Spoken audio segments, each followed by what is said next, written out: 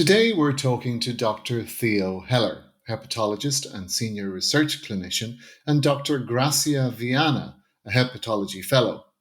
They both work at the National Institute for the Health Clinical Center, which is a research hospital based at the NIH campus in Bethesda, Maryland, near Washington, D.C. Now, the NIH is looking for PSC patients to carry out a new research study which will collect blood, stool, bile, and saliva. The samples will then be analysed in the hope that they can discover the cause of PSC. Is it autoimmune or viral, for example? A similar study was carried out previously at the NIH, which led to the discovery of the cause and eventual cure of hepatitis C. It was found to be viral. Hello, my name is Niall McKay and welcome to Living with PSC, a podcast about the rare disease of primary sclerosing cholangitis. Now, PSC causes the bile ducts inside and outside the liver to become scarred, narrowed and eventually blocked, and leads to liver cirrhosis. In this podcast, we aim to dispel some of the myths about the disease. Welcome, Dr. Heller and Dr. Viana. Nice to meet you, Niall. Thank you. Dr. Heller, could you tell us a little bit about the NIH, the National Institute of Health, and how it works? The NIH is government gone right.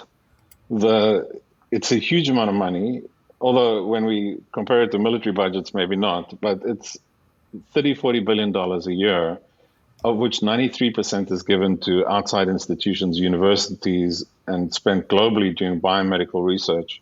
About 7% is spent on campus. And the reason for an intramural on-campus program is the ability to do high-risk, long-term research. Within the campus, there are about 25,000 people. It's one of the world's largest collections of federal employees. And there are 88 buildings, one of which is the clinical center. This is a full service hospital. We have 12 operating rooms, ICU beds, surgeons, radiologists, anesthesia, where we can do almost anything, but not everything. And examples of some of the discoveries that have come out of the NIH are open heart surgery was first performed at the NIH. The concept of the relevance of cholesterol to heart disease was discovered at the NIH. And even the discovery of hepatitis B and hepatitis C, both of which resulted in Nobel Prizes, were discovered at the NIH. Our interest as a group in liver diseases is to look at sort of less common diseases, to learn basic biology, to help people with those diseases, and perhaps, if we're fortunate, to extrapolate from the boutique to the broad. And secondly, even with common diseases, to look at less common or more unusual or atypical aspects, things that wouldn't be so easy to do in the real world, in the outside world. We can think about things in terms of long term. So if I was at a university, there's a promotion and tenure committee that's asking me every 32 seconds, what have I published? What have I done? What am I billing? Things like that. At the NIH, I get asked, what are you thinking about? What thoughts have you had that can improve or benefit mankind? And it's a very different approach. And within that, we have tried to think about unmet needs and liver diseases that would benefit from sort of more intense study. Yeah, so it's a bit like, to draw the technology analysis, it's a bit like the sort of long-range thinking and technology development that was done by the government labs from the 1950s to the 1980s that gave us the mouse and the graphical user interface of Bell Labs and all of these institutions. Yes, yeah. Yes, yeah. And the internet. And the internet, of course. And the way we're recording this right now. Yes, yeah. Can you tell us a little bit about your role? My role is I'm a hepatologist. I imagine two boats in a river, and the boats are slowly drifting apart, and you've got me standing with one leg in each boat. So I straddle two very difficult, for me, speaking for myself, difficult worlds. I have a lab where I have 7 people who are doing molecular biology and basic science. And then I have a clinic. and I do procedures, and I see patients 5 days a week, 7 days a week sometimes, and see patients in the outpatient setting and in the inpatient setting in the hospital. So I am trying to bridge superb clinical care with I'm not saying I do that, but I strive to that, with developing an understanding of diseases through the whole range, from molecular through to clinical techniques. But it's a great thing in a way, isn't it? Because you're sort of in the trenches with the patients, so that you really see what's going on the ground, as opposed to, I mean, it's great to be able to do the abstract thinking as well, but they go together in a strange way. Yes. So I have to say that you've hit on something incredibly important. First and foremost, I'm a physician, and for me, the patient comes first. And everything I do in the lab is based on a problem I see in the patient.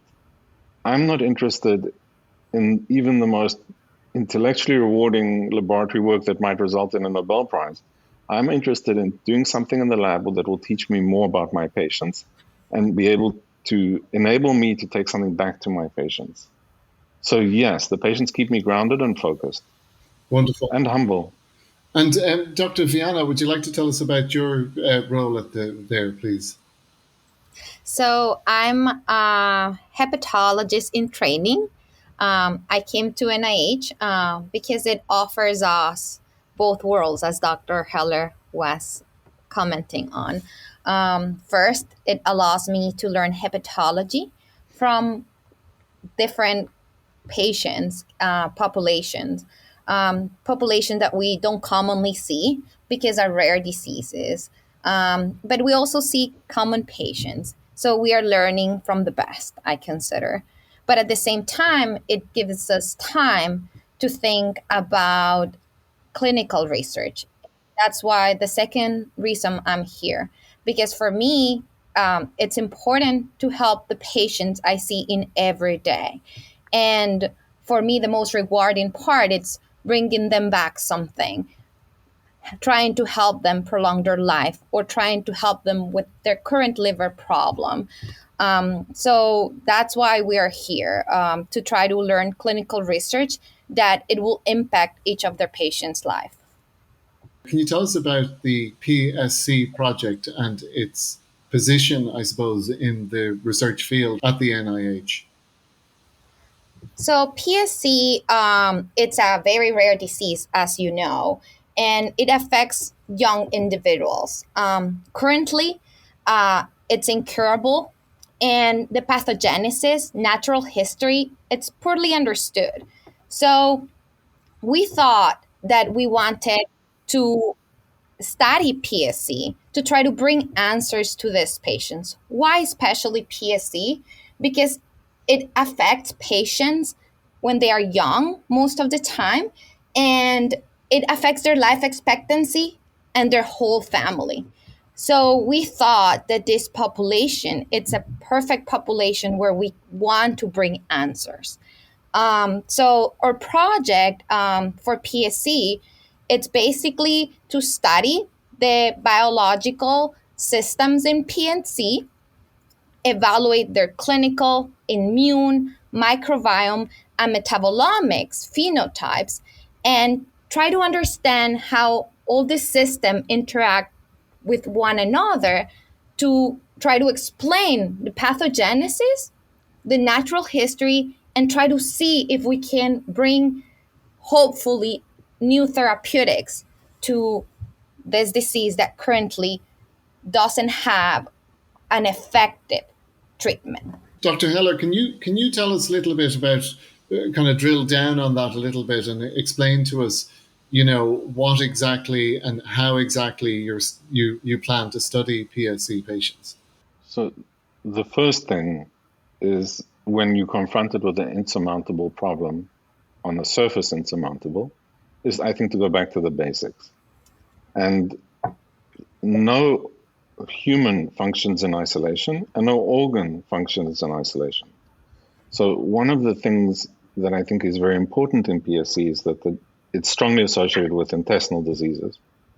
The second thing that's really important is that the way the intestine talks to the liver is a privileged It's a secret. It's an encrypted method. It's not open to all.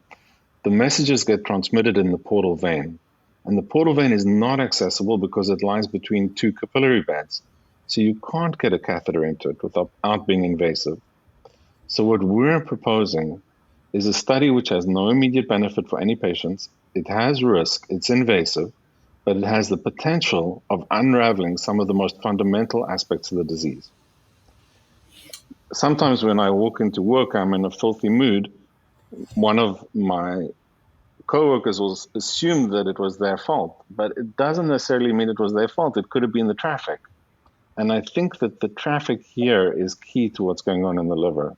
I don't know that for a fact, but that's why we want to look globally. So we're proposing looking at the intestinal mucosa, the stool, which is the bacteria that live inside us and actually play a major role in our metabolism and our health and our immune systems. The portal blood, which is the way those bacteria communicate with us and particularly with the liver itself, the liver tissue, and peripheral blood. We're also proposing obtaining saliva and bile, not bile from an ERCP, and that's important to say because I think that really puts us into a realm of excessive risk. But bile that's secreted from the bile duct into the small intestine, and we'll aspirate that. How we would get to the portal vein is putting a needle through the patient's side into the liver and then threading it into the portal vein and withdrawing blood. How we would get the gut tissue is endoscopy. How we would get the stool is we'd ask the patient to provide us a sample. So you take all of these different materials and you put them under a microscope, essentially. So actually, it's very true. We will not maybe we will look at it in a microscope, but what we're going to try to do, the most important part is this: we're going to collect all these samples at the same time, because frequently in other studies, all these samples are collected in different times. And it doesn't tell you the full story, the full conversation, because in different time points, you might be having different conversations. So the important part is we're going to look at all at the same time. And then after that, we're going to do gene analysis from all of this, of the bacteria, to see what bacteria we have in the blood, what bacteria we're finding in the gut from RNA, what bacteria we are finding in the bile or in the peripheral blood, to see if it's the same thing. And then we're going to analyze the metabolites. What are the metabolites? Metabolites are small particles that they travel through this blood and tells the liver something about the gut. So we're going to study each of this part to see what's the communication these systems are having between each other, and what directions is the gut or the liver telling to each other, to try to understand the conversation they're having and why this is happening. You know, we're not talking about a bad violin player. We're talking about an orchestra that's sort of playing slightly out of sync. And the space for the violin player to go off key is created by a dysfunction or a disharmony, a lack of resonance within the orchestra. And that's what we're interested in. How does the bad behavior, because I don't think they're bad actors, how does the bad behavior begin? And that's also why what we're aiming for is, people have looked at portal blood in end-stage disease and transplant patients. Not in the same way that we're going to do it and not in the integrated way, but what we're interested in is looking at the whole spectrum, because we want to study the evolution. We want people with mild disease and severe disease, that we can see how the dissonance begins. Will you have a control group of healthy patients to compare it against, or is it necessary to have that? So in that point, it's very interesting because we actually using family members from the patients or persons that are living with our patients as controls. Because as you know, a lot of the theories or the change of microbiome, it's from environment. So in order to control for all this, we're going to use their patients they cohabitant with. Um, in that setting, it can be anyone that the patient have been living. To those patients, obviously, or those family members of our patients, we would not be doing any invasive procedure or taking bile or endoscopy, but we will be obtaining blood, stool sample from them, also the nasal swabs that will allow us to compare our patients with them. And since they have been living in the same environment, it will be perfect. Dr. Hiller, could you talk about the breakthroughs you made with hepatitis C and how that applies to PSC? What lessons learned, if you like? I think that's a very instructive example. Hepatitis C is a very common disease, but no one even knew it was a virus when Harvey Alter started looking for it. All he knew is that patients developed elevated liver enzymes after cardiac surgery. Open heart surgery was first developed at the NIH, as we said at the beginning. And he was a transfusion fellow in the blood bank, and he noticed that after surgery, patients often develop elevated liver enzymes. He figured out that it was because of the transfusions. He figured out which units of blood were giving them the elevated enzymes, and that eventually led to his Nobel Prize for the discovery of hepatitis C. Jay Hufnagel was at the NIH, and Jay Hufnagel developed the first therapies for hepatitis C. The important thing about this is that this was long-term, high-risk research. Harvey Alter spent 30 years. Jay Hufnagel spent 20 years researching therapies. Now we say, oh, hepatitis C, 99% cure rates. It's very hard to take hepatitis C as seriously as we used to. I'm not belittling it or saying that it's a joke. It's not. But it doesn't instill the fear that it used to because of that sort of long-term, high-risk research. On a personal level, the project that we're proposing for PSC, we did, if you forgive me for the analogy, a dry run with hepatitis C. We chose hepatitis C as a model because there are lots of hepatitis C patients, because it's easy to find patients with mild and moderate disease, and we could offer them the benefit of therapy. So what we did is we took hepatitis C patients and we collected stool and portal blood and liver biopsies, and we did that 53 times to show to ourselves that we could do these techniques, we could do them safely, and that we could derive meaningful, unexpected data that we would never have thought of had we pursued traditional hypothesis-driven research. So by choosing a common disease, looking at it in an unusual way with portal blood, integrating that data in a non-preconceived way, we proved to ourselves, one, that it's safe, two, that it's feasible, three, that it's within budget. Very important in the government to be within budget and get it done before you said you would.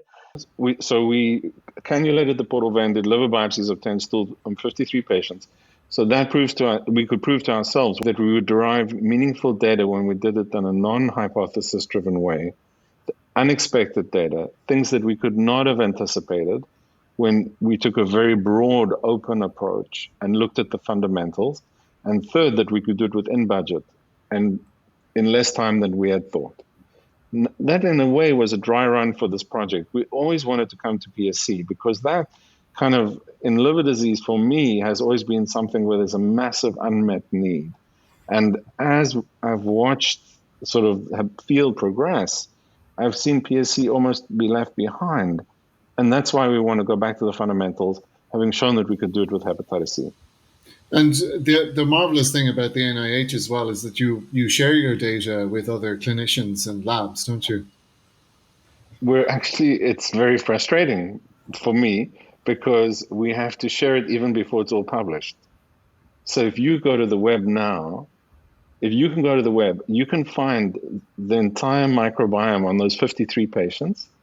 You can find the entire RNA sequence, which is sort of, the RNA sequence is the transcriptome, which is what it's doing. So you can have the same person in a good mood or a bad mood. The RNA tells you the function, what the bacteria are doing at any one time. The mood they're in is told to you by what they're doing. All of that data is already publicly available, and we haven't yet published that study. Those manuscripts are all in submission, but the data is made available ahead of time, even before we fully finished with it. So yes, it's taxpayer funded. It's your tax dollars. So you have to publish what you discover as you discover it. The raw data, not just the integrated final polished product, but the raw data has to be publicly available. And Dr. Viana, when Dr. Heller mentioned that it's an invasive procedure, It always, any procedure always comes with a risk. But I will say that for us at NIH, the most important is safety to our patients. of course. So every time we do a procedure, we take every step and ahead and more to try to ensure that the risk is minimized as much as possible. The procedure will be done by an expert that has done lots of liver biopsies and portal vein cannulations, and expert on this field. So we will ensure that our patients are safe, first of all. From the prior, that's what this protocol was done priorly in hepatitis C. And from all those patients, all of them came back to a second procedure. Of the 29 patients they had initially, they all came back. You're recruiting patients for this at the moment, are you? Yes, we plan on doing 45 patients because this is a very intense, expensive study. It's a huge amount of money, and with the kind of science we're doing, we wouldn't really need more than that. So we're just beginning to recruit. This is the very start, and no more than 45 patients. And will you be looking for patients within the Washington, D.C. area, or will you recruit from across the country? How will you do that? So currently we are recruiting 100 miles around the DMV area. And because we not only require patients to come and help us, but we also need their family members or cohabitants. So this is currently our focus, but probably with time, we might be able to recruit patients from national level if needed. We do pay for travel, but the problem is we pay for travel for patients, but not their family members. Of course. So that's why we're starting with local so that we can get those controls. And just to make the point, the typical control is sort of a medical student. And we've learned that medical students are not normal and don't reflect real life. and that's why we really want, having been one myself, and that's why we really want controls to be truthful controls, authentic controls. Yeah. And I think and people say to us, why don't you do this in mice? Well, it's a very good time to be a mouse. Mice have been cured of cancer and cirrhosis and all sorts of things. But unfortunately, I'm a physician and I care about my patients and I want to develop cures for my patients. And I need to do that, we need to understand authentic biology. Yeah, there's when you're talking about the microbiome, I'm sure there's some difference between mice and humans. A little bit, just a little bit, yes. Is PSC autoimmune or viral, or do people really know? Is the jury still out, or is it pretty much decided that it's an autoimmune disease? Ask us this question in 2 years. Come into the study, and then we'll tell you. Help us to answer this question. Yeah, you're asking us to get into the religious wars here. Okay, that's fair enough. And is there anything that I haven't asked that I should have asked? I think maybe about the money, that we're not going to charge anything for coming. Oh, please tell us about that, Dr. Viana. So I want to let know everybody that will be liking to participate in our study that NIH is fortunate that everything that will be done under this protocol, it will be completely free. And for those patients that participate, we will be able to pay for your traveling and accommodations while you're on the study. Great. And if I could add one more thing. Sure. In full disclosure, there are centers of excellence for PSC. We're not one of those. We're not a PSC center of excellence. The Mayo Clinic, Indiana, these are fantastic centers where they take care of PSC patients on a daily basis. But what we're a center of excellence for is translational research and taking care of our patients.